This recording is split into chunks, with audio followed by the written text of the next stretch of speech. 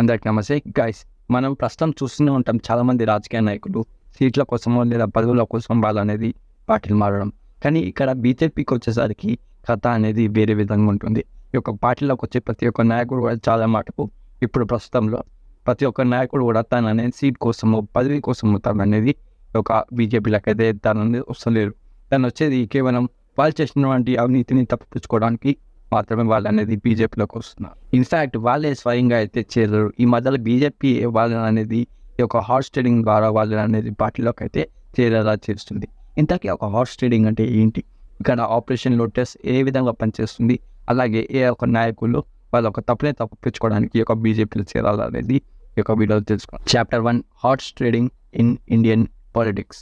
First of all ఇక్కడ horse trading అంటే ఏంటి? హార్స్ ట్రేడింగ్ అంటే ఏంటంటే ఇక్కడ ఫర్ ఎగ్జాంపుల్ ఒక పొలిటీషియన్ ఒక పార్టీ నుంచి గెలిచి ఇంకో పార్టీ ఒక పొలిటీషియన్ ఎలాగైనా ఒక పార్టీలోకి లాక్కోవాలి అనే ఒక ఉద్దేశంతో ఈ యొక్క పొలిటీషియన్ ఎవరైతే గెలిచిన పొలిటీషియన్ ఉంటారో తనకనేది ఒక డబ్బు ఆశ చూపించో, పదవి ఆశ చూపించో, లేదా ఇతర ఏవైనా సౌకర్యాలు ఉంటే, లేకపోతే తన మీద ఏదైనా కేసెస్ ఉంటే ఒక కేసెస్ తొలగిస్తామని ఒక ప్రామిసెస్ చేసి వాళ్ళ అనేది ఒక పొలిటీషియన్ని తన పార్టీలోకి అయితే లాక్కోవడాన్ని హార్స్ ట్రేడింగ్ అంటారు అన్నమాట. ఇలాంటి సిచ్యువేషన్స్ ఒక వల్లనే ఒక గవర్నమెంట్ అనేది ఇన్స్టెబిలిటీ అయిపోతాయి. అలాగే జనాలకి ఒక రాజకీయాల పట్ల నమ్మకం కూడా పోతుంది. ఇలా సొసైటీలో ప్రతిరోజు కూడా చాలా అంటే చాలా జరుగుతున్నాయి. దీని గురించి చాలామంది ఒక క్వశ్చన్స్ అవేర్నెస్ ఒక రేస్ చేసినప్పటికీ లెజిస్లేచర్లో వాళ్ళు అనేది ఒక మంచి లాస్ని ఇంప్లిమెంట్ చేసినప్పటికీ ఏమి ప్రయోజనం అయితే లేకపోయింది అయితే తప్పకుండా చెప్పుకోవాలి. అండ్ ఇలాంటివి ఇట్స్ జస్ట్ కంటిన్యూయింగ్ ఇట్. బేసిక్గా బీజేపీ తన ఒక పార్టీని ఇంకా మరింత ఎక్స్పాన్షన్ చేసేందుకు ఈ ఒక మెయిన్ ఉపయోగించేటువంటి ఒక మెయిన్ స్ట్రాటజీ అని కూడా తప్పకుండా చెప్పుకోవచ్చు. అండ్ ఇక్కడ బీజేపీ కేవలం ఒక స్టేట్ని టార్గెట్ చేసలేదు, మొత్తం ఇండియాలోని చాలా చోట్ల చాలా ఒక స్టేట్స్ని అయితే టార్గెట్ చేస్తున్నారు. జస్ట్ ఫర్ ఎగ్జాంపుల్ ఇన్ డీటెయిల్స్లోకి వెళ్ళిపోతే ఒక 2008 ఒక కర్ణాటక మే ఎలక్షన్స్ తర్వాత మనం ఇక్కడ చూసుకుంటే అక్కడ ఆ రోజు ఒక బీజేపీ పార్టీకి 110 సీట్లు అయితే వాళ్ళకి అనేది రావడం జరిగింది. వాళ్ళకి మెజారిటీ రావడానికి కేవలం 3 సీట్లు మాత్రమే, 3 ఎమ్మెల్యేలు మాత్రమే కావాలి. అక్కడ వాళ్ళు ఏం చేశారంటే ఇండిపెండెంట్ ఎమ్మెల్యేలు ఎవరైతారో వాళ్ళని అనేది కొనుక్కొని అంటే లాక్కొని వాళ్ళనేది ఒక గవర్నమెంట్ అయితే ఫామ్ చేశారు.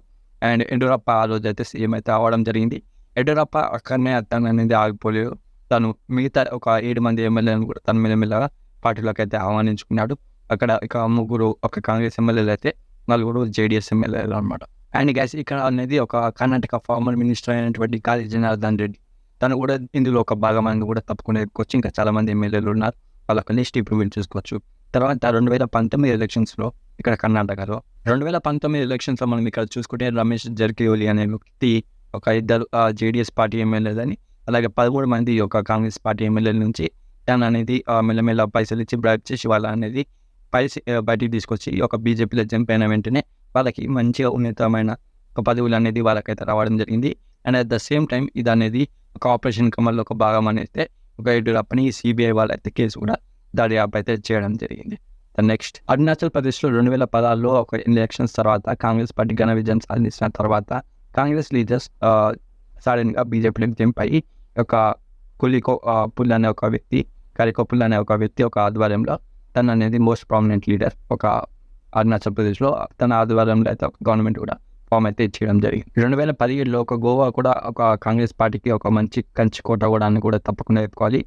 ఇక్కడ ఎలక్షన్స్లో మనం ఇక్కడ చూసుకుంటే బీజేపీ చిన్న పార్టీలతోటి ఒక అలయన్స్ పెట్టుకుని వాళ్ళు అనేది ఇండిపెండెంట్ ఎమ్మెల్యేస్ తోటి కూడా గవర్నమెంట్ అనేది ఫామ్ అయితే చేయడం జరిగింది. దాని తర్వాత బీజేపీ మెల్లమెల్లగా కాంగ్రెస్ పార్టీ ఒక ఎమ్మెల్యేలను ఎవరైతే ఉంటారో అందరినీ కూడా మెల్లమెల్ల బీజేపీలోకి ఒకైతే తెచ్చుకుందనమాట. అదే టైంలో ఢిల్లీలోని అరవింద్ కేజ్రీవాల్ గవర్నమెంట్ మీద కూడా దృష్టి పెట్టారు, కానీ ఏం కాలేదనమాట. జస్ట్ అరవింద్ కేజ్రీవాల్ అలిగేషన్ చేయడంతో ఒక బీజేపీ వాళ్ళు అనేది బ్యాక్ స్టెప్ అయితే వేయడం జరిగింది. ఆ రోజు అరవింద్ కేజ్రీవాల్ ఒక మనిషికి 20 కోట్లు ఇస్తాము, ఎమ్మెల్యేకి ఇస్తామనైతే పేర్కోవడం కూడా చాలా అంటే చాలా పెద్ద లీగల్ అలిగేషన్గా అయితే ఒక సోషల్ మీడియాలో ఆ రోజు వైరల్ అయింది.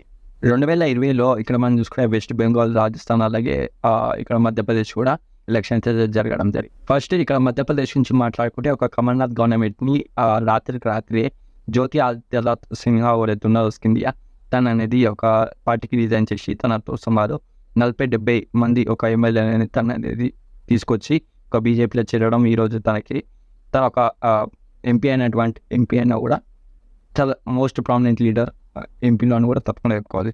దాని నెక్స్ట్ ఒక రాజస్థాన్ మనం చూసుకోవచ్చు. అశోక్ గెహ్లత్ ఎక్స్ సీఎం ఎవరైతే ఉన్నారో అశోక్ గెహ్లత్ని కూడా బీజేపీ కొనుక్కుందాం అనుకుంది. బట్ అక్కడ అనేది అన్ఫార్చునేట్లీ అశోక్ గెహ్లత్ అలాగే తన ఒక బిగ్ సపోర్ట్ ఉండడంతో జనాల పట్ల కూడా బీజేపీ ఇక్కడ కూడా మళ్ళీ బ్యాక్ స్టెప్ వేసి. సో గైస్ లాస్ట్ ఒక మహారాష్ట్ర స్టేట్ గురించి చెప్పుకుంటే మనం 2022లో ఒక మహారాష్ట్రలో చాలా అంటే చాలా ఒక అక్కడి పాలిటిక్స్ అనేది చాలా షాకింగ్ అయితే మనకి అయితే రసభసంగా ఉండే. అండ్ అక్కడ రాత్రి ఒక శివసేన పార్టీ అనేది విడిపోవడం, అలాగే ఎన్సీపీ అంటే నేషనల్ కాంగ్రెస్ పార్టీ ఏదైతుందో శరద్ పవార్ గారి అల్లుడైనటువంటి అజిత్ పవార్ గారు ఒక ఎన్సీపీ పార్టీని డివైడ్ చేసేసి 40 మంది ఎమ్మెల్యేలను తను తీసుకొని వెళ్ళిపోవడం. ఇక్కడ శివసేనలో ఇక్కడ ఏక్నాథ్ షిండే ఇప్పుడు present chief minister of Maharashtra, తను కూడా ఒక 40-70 మంది ఎమ్మెల్యేని తను బయటికి తీసుకొచ్చి, అలాగే ఇక్కడ బీజేపీ తోటి అలయన్స్లో ఈ ముగ్గురు కూడా కలిసి ఈరోజు గవర్నమెంట్ రిఫార్మ్ చేయడం అనేది ఇట్స్ హైలీ షాకింగ్ అని కూడా చెప్పుకోవచ్చు. ఇది కూడా ఆపరేషన్ లోటస్లో ఒక భాగం. ఇలా బీజేపీ పార్టీ అనేది ఓవరాల్గా త్రూ అవుట్ ఇండియాలో మనం చూసుకుంటే చాలా రాష్ట్రాల్లో ఒక బీజేపీ పార్టీ ఒక తప్పుడు రాజకీయాలు చేస్తున్న రాజకీయ నాయకులని తన ఒక పార్టీలోకి తీసుకుని వాళ్ళనేది ఈరోజు డెఫినెట్గా కంట్రోల్ చేస్తున్నారు. కొంతమంది పేర్లు కూడా మనం ఇక్కడ చెప్పుకోవచ్చు. హిమంత బిశ్వ శర్మ ప్రజెంట్ ఆసాం సీఎం, తను అనేది ముందు కాంగ్రెస్ నుండే నెక్స్ట్ బీజేపీలోకి జంప్ అయ్యాడు. తన మీద ఉన్న అలిగేషన్ మొత్తం క్లీన్ స్వీప్ అయితే అయిపోవడం జరిగింది. నెక్స్ట్ మనకి ఇక్కడ వెస్ట్ బెంగాల్లో ముకుల్ రాయ్ అలాగే సువేందు అధికారి అనమాట. యూపీకి వచ్చేసరికి టీటా బహుజన జోషి అనే ఒక వ్యక్తి బీజేపీలో చేయడంగానే తన మీద ఉన్నటువంటి కేసెస్ అన్ని కూడా బీజేపీ తీసేసింది అని అయితే మనకి అక్కడ యూపీ గవర్నమెంట్ అయితే లేటెస్ట్ రిలీజ్ అయితే చేయడం జరిగింది. ఎందుకు ఒక ప్రజెంట్ ఈ రోజు నుంచే మాట్లాడుకుంటే నిన్ననే ఇక్కడ హర్యానా సీఎం కొత్త సీఎం అయితే రావడం జరిగింది. తన పేరు నాయబ్ సైని అనమాట. తను కూడా ఇదే ఒక అలిగేషన్స్తో అంతకుముందు ఇదే బీజేపీలో ఉంటే కొన్ని రోజులు జైలు కూడా వేసి రావడం జరిగింది. అండ్ నెక్స్ట్ కొంతమంది ఎమ్మెల్యేలు పరాలు ఉంటే ఒక ఎమ్మెల్యేని తీసుకొచ్చి మళ్ళీ గవర్నమెంట్ ఫామ్ చేయడం, మళ్ళీ తన సీఎం అయితే అవ్వడం జరిగింది అనమాట. ప్రజెంట్ నిన్నటి గురించి మనం మాట్లాడుకుంటే సో ఇలా ప్రతి ఒక్క స్టేట్ నుంచి కూడా ఒక బీజేపీ మంచి మంచి నాయకులని, నేను వాళ్ళ పేర్లు అయితే చెప్పలేను కానీ చాలా పెద్ద పెద్ద నాయకులు అయితే ఉన్నారు. చాలామంది ఇలాగే వాళ్ళు అనేది బీజేపీ కంట్రోల్ చేస్తుంది. అండ్ గైస్ ఇక్కడ ఒక పర్సనల్ ఒపీనియన్ చెప్పాలంటే ఇక్కడ బీజేపీ పార్టీ కావాల్సి వస్తే మన ఒక తెలంగాణ ఒక పాలిటిక్స్లో కూడా జోరి ఒక కాంగ్రెస్ పార్టీని పడగొట్టేసి రాత్రే బీజేపీ బీఆర్ఎస్ అలాగే ఎంఐఎంతో కలిసి ఒక గవర్నమెంట్ కూడా ఫామ్ చేసినా ఎవరు అసలు ఆశ్చర్యపోనక్కర్లేదన్నమాట. ఎందుకంటే ఇక్కడ బీజేపీ పార్టీకి అలాగే బీఆర్ఎస్ పార్టీ అయినటువంటి కేసీఆర్ గారికి చాలా అంత స్టెబిలైజ్గా అయితే వాళ్ళు ఉన్నారు. అలాగే వాళ్ళ ఒక ఫోర్కాస్టింగ్ బ్యాక్గ్రౌండ్స్ కూడా ఉన్నాయి కాబట్టి. అండ్ గైస్ మీరు ఇక్కడ అర్థం చేసుకోవాల్సింది ఒకటి ఏంటంటే జస్ట్ ఇక్కడ ఏదో బీజేపీ పార్టీ మాత్రమే ఈ మధ్యలో ఇలా చేస్తుంది, ఇలా ప్రవర్తిస్తుంది అని అయితే మీరు అసలు అనుకోకండి. ఎందుకంటే బీజేపీ ఒక పార్టీ కన్నా ముందు చాలా పెద్ద పెద్ద పార్టీస్ ఇండియాలో ఇలాంటివి చేసే వాళ్ళనేది మీరు కూడా అయితే తప్పకుండా చెప్పుకోవాలి. అంతెందుకు కాంగ్రెస్ పార్టీ గురించి మనం చూసుకుందాం.